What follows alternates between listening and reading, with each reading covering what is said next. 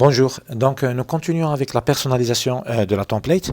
Donc on a vu dans la première vidéo comment cacher des blocs, voilà, ces zones-là, et comment aussi cacher des zones d'affichage, des étiquettes, on les appelle les étiquettes, ces zones d'affichage.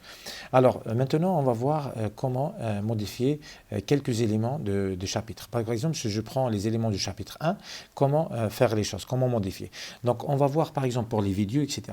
Donc pour les enseignants qui n'ont pas encore préparé les vidéos, donc ils peuvent cacher la zone, cette zone-là, cette étiquette-là, on peut la cacher.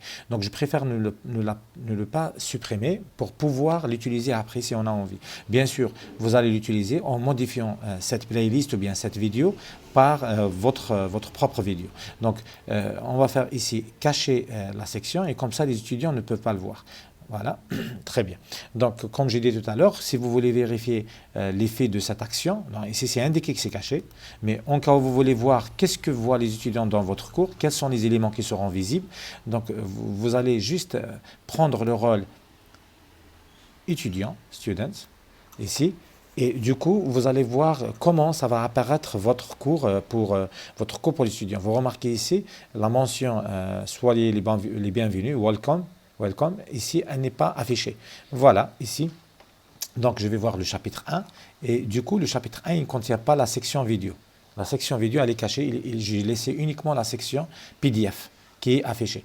Très bien. Donc, je reviens à un rôle, je retourne à mon rôle normal. Je vais activer le mode édition pour continuer la personnalisation, la modification du cours.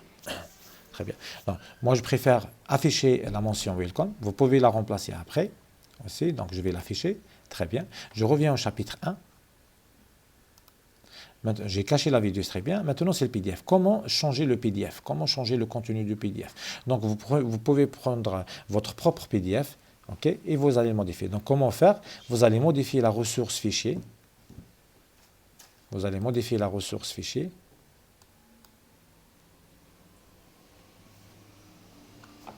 Voilà. Et ici, je vais mettre un fichier PDF. Ça, c'est juste un GIF, c'est une description. Et ici en bas, vous glissez en bas, vous allez remplacer ça par un fichier PDF.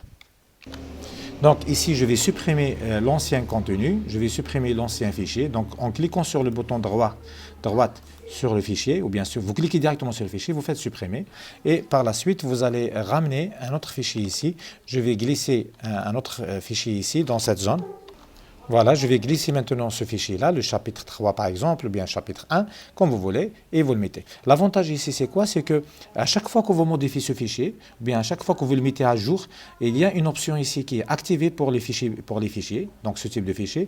Elle est dans côté apparence, il y a une option qui est très bien, ici, elle est afficher la date de dépôt, ou bien de modification. Donc ici, à chaque fois que vous le mettez à jour, automatiquement modèle affiche quand est-ce que le fichier a été mis à jour, la date et l'heure. Donc je vais enregistrer et vous allez voir.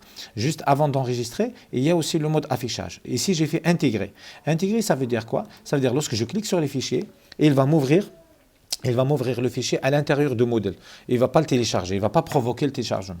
Bien sûr, vous avez les autres options. Si vous voulez l'ouvrir sur une fenêtre surgissante, vous pouvez aussi forcer le téléchargement du fichier, etc. Donc moi, je vais le laisser intégrer.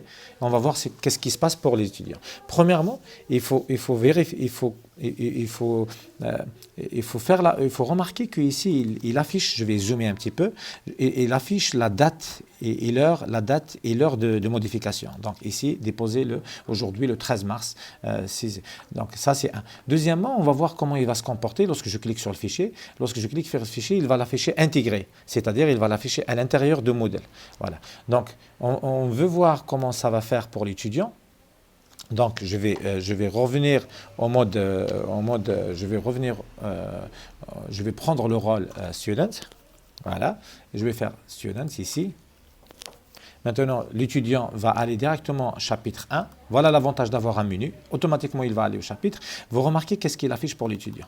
Donc, il affiche la date et l'heure. Je vais cliquer sur le fichier et il va ouvrir le fichier, voilà, intégré à l'intérieur de modèle. Bien sûr, ici, il peut zoomer. C'est là, je pense, il y a le truc zoom.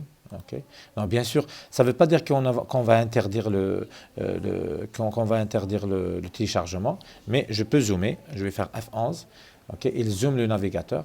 Et je pense aussi il y a le zoom de la page. Est-ce qu'il y a le plein écran ici? Je ne sais pas ce qu'il y a le plein écran dans ce visionneur de PDF.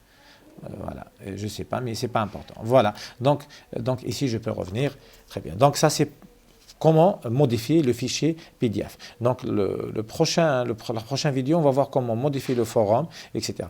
Donc bien sûr, si vous avez, donc je vais quitter le mode plein écran, F11. F11 c'est le plein écran. Donc je retourne à mon rôle normal. Je m'excuse ici, je suis un peu rapide.